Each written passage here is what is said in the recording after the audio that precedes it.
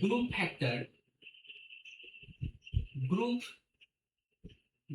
Factor theory সেখানে কি বলতে চাইছে যে এখানে কার মনে রাখবে থার্স্টন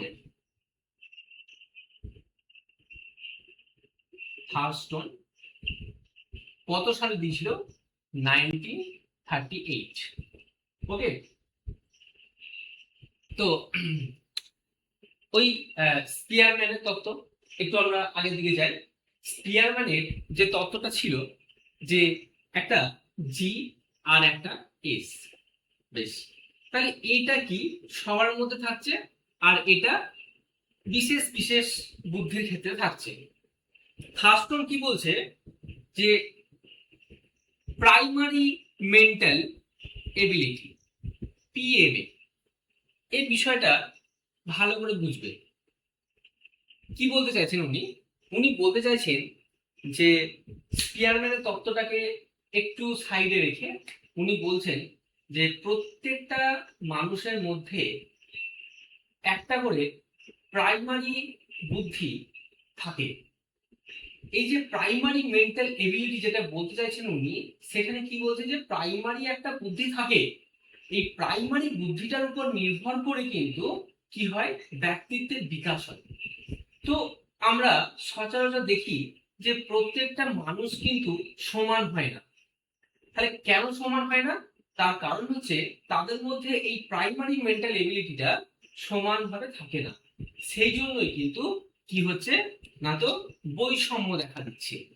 তো এই যে প্রাইমারি মেন্টাল যে এবিলিটি, এই প্রাইমারি মেন্টাল এবিলিটিটা যখন সবার মধ্যে না থেকে একটা বৈষম্য দেখা দিচ্ছে, তখন তিনি বলছেন যে এই বৈষম্যটা ঠিক করা যাবে। তাহলে কিভাবে ঠিক করা যাবে না, তো বা এই বৈষম্যটা যে সৃষ্টি হচ্ছে এটা কতগুলো উপাদানের দ্বারা সৃষ্টি হচ্ছে। তাহলে কটা উপাদান? 7টি উপাদান। বেশ, 7টি হতে পারে আবার 9টি হতে পারে। তো এই 7টি যে উপাদান, এই উপাদানগুলো কিন্তু একটা মানুষের মধ্যে কি থাকে না, তো বর্তমান থাকে। তার দ্বারা কি হয়, তার যে বুদ্ধিটা সেই বুদ্ধিটা কিন্তু কাজে লাগে। তাহলে এই 7টা যে উপাদান, এই উপাদানগুলো কি কি দেখো। 1 নম্বর যদি আমরা বলি যে ভাষাগত উপাদান, ভাষাগত উপাদান, ওকে, ভি কি, এটা ভার্বাল এবিলিটি। এই ভাষাগত উপাদান বলতে উনি কি বোঝাতে চাইছেন? উনি এটাই বলছেন যে প্রত্যেকটা মানুষ তার যে চিন্তা ভাবনা সেটা কি হয়, মানুষ কিভাবে ব্যক্ত করেন না, তো ভাষার দ্বারা। তো অনেক মানুষ কি হয় এই ভাষাটা ঠিকঠাক ব্যবহার করতে পারেন, অনেক মানুষ ব্যবহার করতে পারেন না। তাহলে ভাষার ক্ষেত্রে উনি যখনই দেখছেন যে ঠিকঠাক যারা ব্যবহার করতে পারছেন না, তার মানে যারা ব্যবহার করতে পারছেন না তাদের কি হচ্ছে না, তো ভাষাগত যে উপাদান সেটা কম, তার ফলে তাদের মনের ভাবটা প্রকাশ করতে পারছেন না। তো তখনই উনি কি বলছেন যে এর মধ্যে এই উপাদানটা অক্ষম। বেশ, তাহলে এই যে শব্দ, এই শব্দটার দ্বারা কি হচ্ছে না, তো উনি প্রত্যেকটা মানুষ কি বলছে যে প্রত্যেকটা মানুষ তার নিজস্ব শব্দ প্রকাশের দ্বারা তার মনের ভাবটাকে ব্যক্ত করতে পারছে। একটা মানে ভালো একটা এক্সাম্পল দিই যে অনেক সময় দেখা যায় আমরা কোনো একটা কথা কাউকে বলছি, সে কিন্তু বুঝতে পারছে না, অনেক সময় সে বুঝতে পারে না। তো ধরো আমি যদি কাউকে কোনো একটা আমার প্রবলেমের কথা আমি বলতে যাই, তো সে যদি বুঝতে না পারে, তারপরে সেখানে এটা নয় যে তার ফল্ট, কিন্তু উনি বলতে চাইছেন যে আমি তাকে বোঝাতে পারছি না, অর্থাৎ আমার ভাষাগত কিছু প্রবলেম আছে। ঠিক আছে, তাহলে এটা হচ্ছে ভার্বাল এবিলিটি। নেক্সট হচ্ছে 2 নম্বর হচ্ছে যে শব্দগত উপাদান, শব্দগত উপাদান, ওয়ার্ড। ডাব্লিউ দ্বারা প্রকাশ করা হয়। এই শব্দগত উপাদান কি? প্রথমে বলে রাখি যে শব্দগত যে উপাদান সেটা হচ্ছে শব্দের অর্থ এবং শব্দের ভিন্নতা।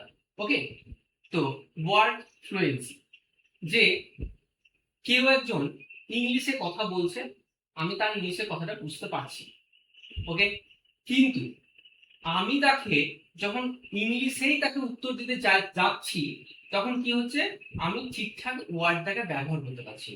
ওকে, তার মানে কি আমার ওয়ার্ডের যে ফ্লুয়েন্সি সেটা কিন্তু নেই।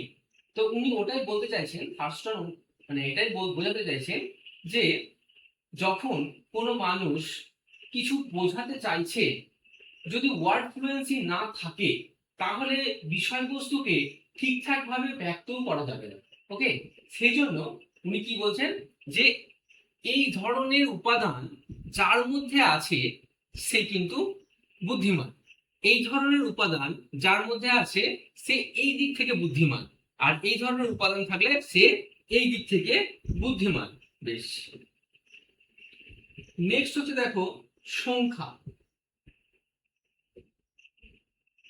সংখ্যাগত কি উপাদান, নাম্বার এন দ্বারা প্রকাশ করা হচ্ছে। তাহলে সংখ্যাগত উপাদান কি? সংখ্যাগত উপাদানটা হচ্ছে এটাই যে এই যে আমরা ম্যাথমেটিক্স করি, তো যখন ম্যাথটা করা হয় দেখা যায় যে এই যে যোগ ভাগ গুণ বিয়োগ যেগুলো আছে সেগুলো ঠিকঠাক ভাবে কোথায় কিভাবে করতে হবে সেটা অনেক স্টুডেন্ট করতে পারে না, বা অনেক মানুষ করতে পারে না ঠিকঠাক ভাবে। তো যখন এই নাম্বার কোথায় বসাতে হবে, যে এই যে 5+1 কি হয় 6, তো এই যে 6টা যে 5-এর সঙ্গে 1 যোগ করে আসছে, এই জিনিসটাই অনেক স্টুডেন্ট কি হয় বুঝতে পারে না, আবার অনেক স্টুডেন্ট ঝট করে বুঝে নেয়। তো যারা বুঝতে পারছে না তাদের ক্ষেত্রে কি হচ্ছে, এই সংখ্যাগত উপাদানটা কি হচ্ছে কম আছে। ওকে, আবার যারা ভালো বুঝতে পারছে তাদের মধ্যে এই সংখ্যাগত উপাদানটা সব থেকে বেশি আছে। নেক্সট হচ্ছে দেখো স্থানগত উপাদান, স্থানগত উপাদান এটাকে এস দ্বারা প্রকাশ করা হয়, এটাকে এস দ্বারা প্রকাশ করা হয়। তাহলে স্থানগত উপাদান মানে কি? অনেক মানুষ কি হয় দেখবে যে এই যে প্রত্যক্ষণ করে, মানে হয়তো কোন স্থানে কোন বিষয়টা রাখলে বা কোন স্থানে গেলে পরে আমার ভালো হবে, বা কোন স্থানে কোন বিষয়টা রাখলে পরে ভালো হবে, এই যে জিনিসটাকে দেখা বা বোঝা, এই জিনিসটা অনেকে হুট করে করতে পারে বা খুব সুন্দরভাবে করতে পারে। কিভাবে করতে পারে দেখো, অনেক সময় দেখা যায় যে কোনো একটা কাজ, ঘরের একটা ডেকোরেশন বা একটা সাজানোর একটা কাজ, তো ডেকোরেশন যখন করা হয় তখন একজন এসে হয়তো বলল যে এই জায়গায় এই জিনিসটা রাখা হোক, তাহলে ঘরটা দেখতে সুন্দর লাগবে। বা ফুলের যেসব কাজ করা হয় সেখানেও কিন্তু দেখা যায় যে খুব সুন্দরভাবে সাজানো হয়েছে। তো এই সাজানোটা কিন্তু তার মধ্যে হুট করে চলে আসে না। হ্যাঁ, যে কোথায় কোনটা দিতে হবে ও কিন্তু আগে থেকে পরিকল্পনা করে নেয়। তাহলে এই যে বিষয়টা বোঝা, এটা হচ্ছে স্থানগত উপাদান, এটা কিন্তু সবার মধ্যে থাকে না। ওকে, বেশ, এরপর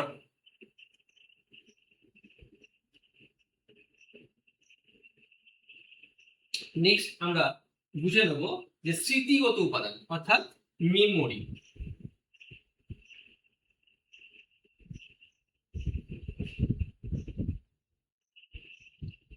মেমোরি, ইয়েস, স্মৃতিগত উপাদান এটা কি? বেশ, মেমোরি কোনো একটা বিষয়, কোনো একটা বিষয় আমরা পড়লাম, এর পড়ার পর আমরা কি করি সেটাকে সংরক্ষণ করি, মানে সাধারণ নিয়ম অনুযায়ী কি হয়, সংরক্ষণ করা হয় মানে ধারণ করা হয়, এরপর পুনরুত্থাপন করা হয়।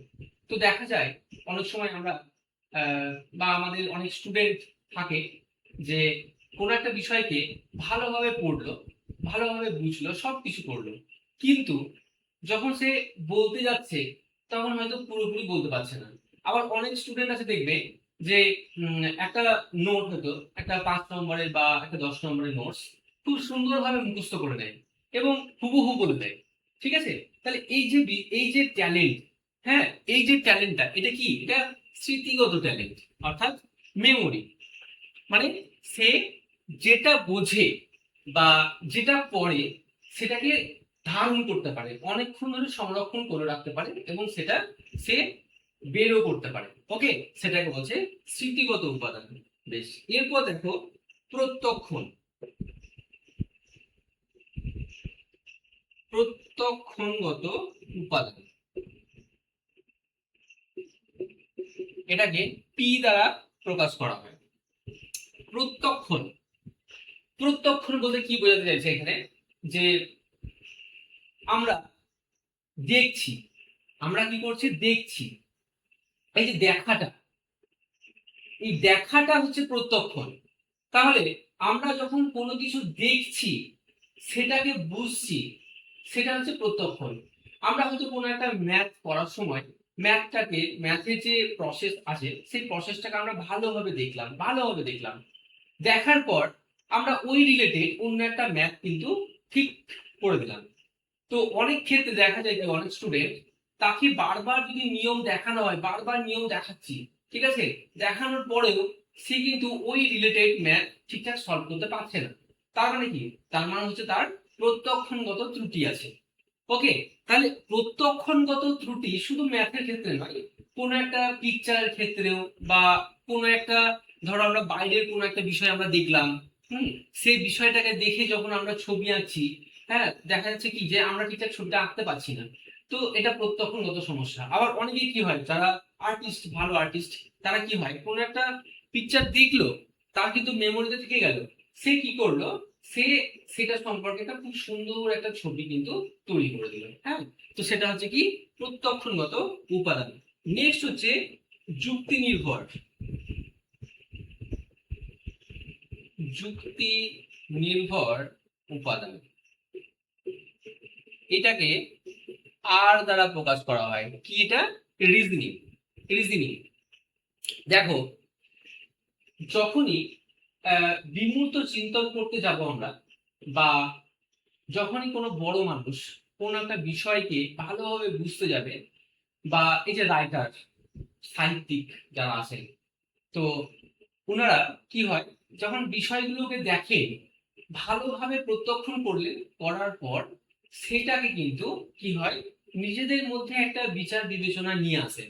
নিয়ে আসার পর কিন্তু সেটাকে তারা নিজেদের মতো মানে গুছিয়ে লেখেন। তো এই দক্ষতা, এই দক্ষতাটা হচ্ছে কি? Reasoning ability. তো যুক্তি নির্ভর দক্ষতা। এবার আমরা সাধারণত মূর্ত বিষয়কে কি করি, আমরা দেখলাম, জানলাম, বুঝলাম, এটাকে যখন আমরা হাই কন্টেন্ট হিসাবে ব্যবহার করব, বা কোনো কোথাও মানে কোনো জায়গায় আমরা এটাকে আলাদা ভাবে কিছু ব্যবহার করব, হ্যাঁ, বা আলাদা কাজের জন্য ব্যবহার করব, তখন কি হয়, এই যুক্তিটাকে ব্যবহার করা হয়। যদি একটা খুব বাস্তব একটা উদাহরণ এক্সাম্পল দিয়ে যদি আমরা বলতে যাই, তো দেখো, যখন মানে কোনো একটা সমস্যা এলো, সেই সমস্যাটা আসার পরে যখন আমরা হুট করে সমস্যাটা কোথা থেকে আসছে এবং এই সমস্যাটার লাস্ট কত দূর যেতে পারে, বা এটা কি হতে পারে, লাস্ট কি হতে পারে, ওকে, এইটার সম্পর্কে যখন আমাদের একটা সঠিক ধারণা হয়ে যাবে না, তখন সেটাকে বলা হয় যুক্তি নির্ভর উপাদান। তো যখন আমরা কোনো সমস্যাকে অবগত করতেই পারি না, সমস্যা এলে কান্নাকাটি বা একটা আলাদা রকম একটা মানে মাহল তৈরি করে আবার নতুন কোনো সমস্যা ক্রিয়েট করে দিচ্ছি, হ্যাঁ, তো এরকমও হয় কিন্তু। তাহলে এই ক্ষেত্রে কি হয়, এক্ষেত্রে তাদের যুক্তিগত যে উপাদান সেটা কিন্তু কম, যার কারণে কি হচ্ছে, সে একটা সমস্যাকে সমাধান করতে গিয়ে মানে আরো অনেক সমস্যাকে নিয়ে চলে আসছে। তো এটা হচ্ছে কিন্তু যুক্তিগত উপাদান। তো দেখো, তো থার্স্টন এই যে 7টা উপাদানের কথা বলেছে, এই 7টা উপাদান কিভাবে কাজ করে? এই 7টা উপাদান কিন্তু সবগুলোই একটা মানুষের মধ্যে বর্তমান থাকতে পারে না, সবগুলো কিন্তু একটা মানুষের মধ্যে বর্তমান থাকতে পারে না। এবার এই উপাদানগুলো কিভাবে ডেভেলপ হয়? যখন বাচ্চা বাচ্চারা যখন চিন্তা করতে শেখে, অর্থাৎ এটা 2 থেকে 5, 5 থেকে 11, 11 থেকে নেক্সট 60 বা যা বলবে,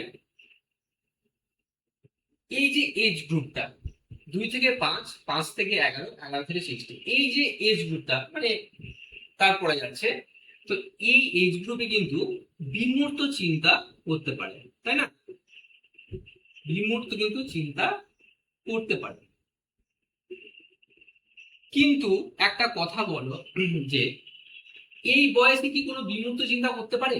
এই বয়সে কিন্তু প্রধান হচ্ছে তাদের প্রত্যক্ষণ, প্রত্যক্ষণ, ভাষা, এইগুলো। এবার এই বয়সটা যখন আসে তখন কিন্তু তাদের কি হয়, এই যে ওয়ার্ড ফ্লুয়েন্সি, তাই না? ওয়ার্ড ফ্লুয়েন্সি, এই বিষয়টাও কিন্তু এইখানে দেখা হয়। এবার এই যে ওয়ার্ড ফ্লুয়েন্সি বলো বা তাদের যে স্মৃতি, মেমোরি, হ্যাঁ, তো এই বিষয়টাকেও কিন্তু এখানে দেখা হয়। তো দেখো এই বয়সগুলোতে কি হচ্ছে না, তো তাদের সবগুলো ডেভেলপ হচ্ছে না, কিছু কিছু ডেভেলপ হচ্ছে। এই জন্য এই জন্য আমাদের এই বুদ্ধির তত্ত্ব অনুযায়ী কি বলা হয়েছে, যে ক্লাসরুমে ক্লাসরুমে যখন শিক্ষক মহাশয় পড়াবেন, যখন ক্লাসরুমের মধ্যে শিক্ষক মহাশয় পড়াবেন, তখন এই এজ গ্রুপের উপর নির্ভর করে ওনারা কিন্তু সব কিছু ব্যবহার করবেন। কি ব্যবহার করবেন? ভাষা ব্যবহার করবেন, টিএলএম ব্যবহার করবেন, নোটস ব্যবহার করবেন। ওকে, কিসের উপর নির্ভর করে বললাম? এই এজ গ্রুপকে সামনে রেখে। তাহলে যদি শিক্ষাগত আহ, তাৎপর্য এই হিসাবে আমরা দেখতে যাই, দেখো থার্ড স্টোরের মতামত অনুযায়ী যদি শিক্ষাগত তাৎপর্য আমরা দেখতে পাই, যে 1 নম্বর মানসিক সক্ষমতার বিকাশ, মানসিক সক্ষমতার বিকাশ। এই যে মানসিক যে সক্ষমতার বিকাশ, কি এটা কি বোঝাতে চেয়েছেন উনি, যে কোনো কোনো বাচ্চা কি হয়, কোনো কোনো বাচ্চার ওই যে বললাম সংখ্যা, সংখ্যা সম্পর্কে তার কি আছে, ভালো ধারণা আছে। আবার কোনো কোনো বাচ্চার ভাষা সম্পর্কে ভালো ধারণা আছে। এবার শিক্ষক মহাশয় যখন ক্লাসরুমের মধ্যে কোনো একটা বিষয়কে উপস্থাপন করবেন, যদি দেখা যায় যে ভাষাগত দিক থেকে, অর্থাৎ আমরা যে সোশ্যাল স্টাডিজ, যে সোশ্যাল যে স্টাডি, আর এটা হচ্ছে কি সোশ্যাল সায়েন্স,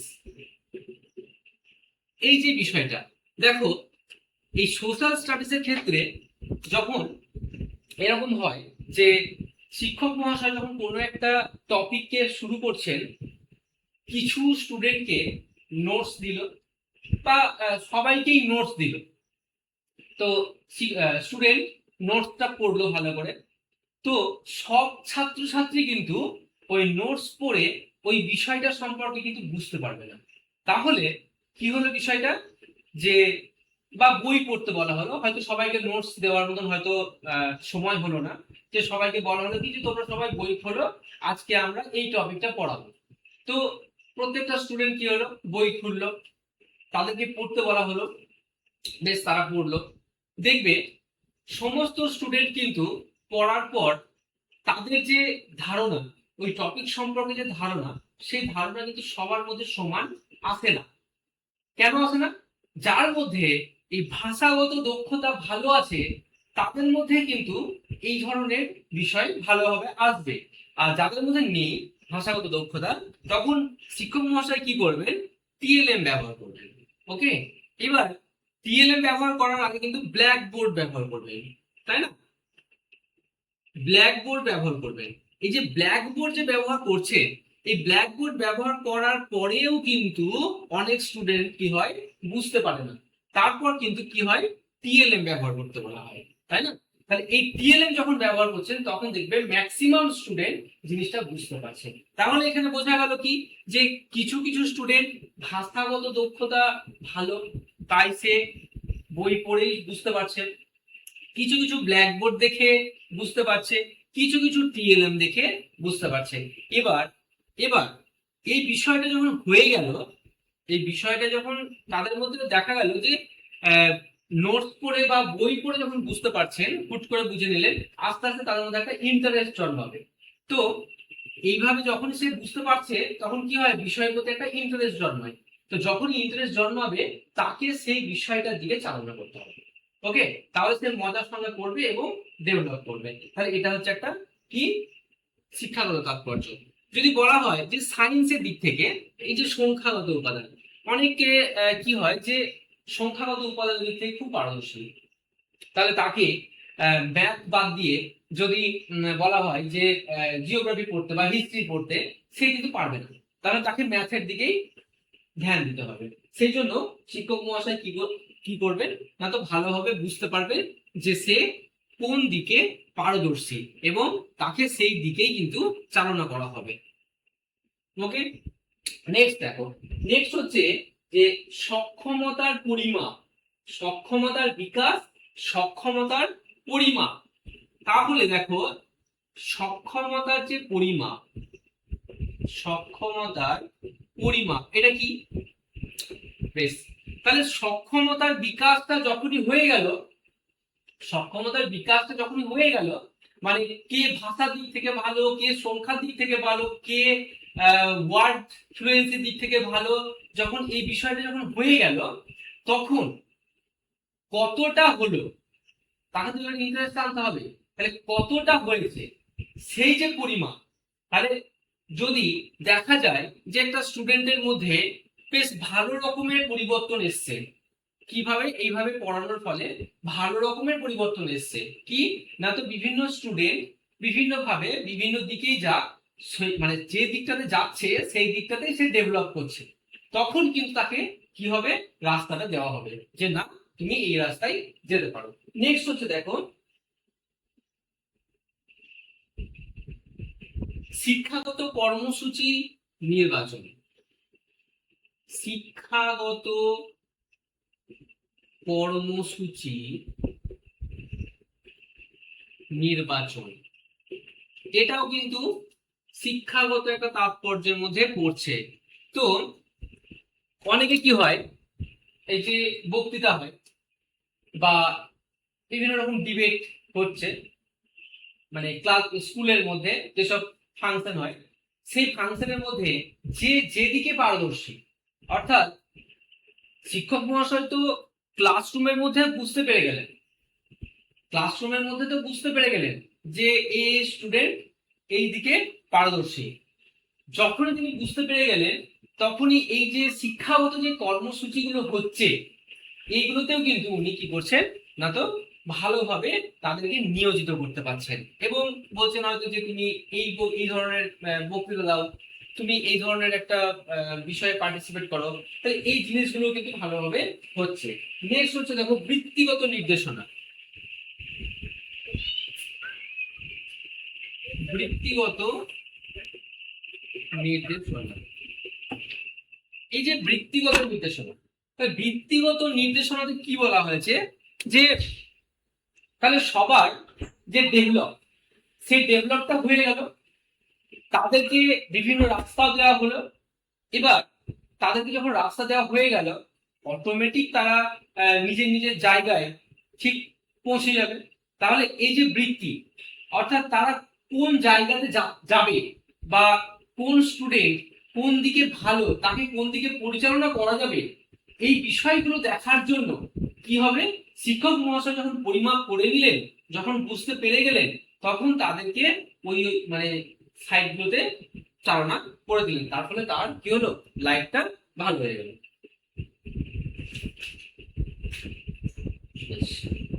তাহলে এই ছিল থার্ডস্টোনের যে গ্রুপ ফ্যাক্টর থিওরি বা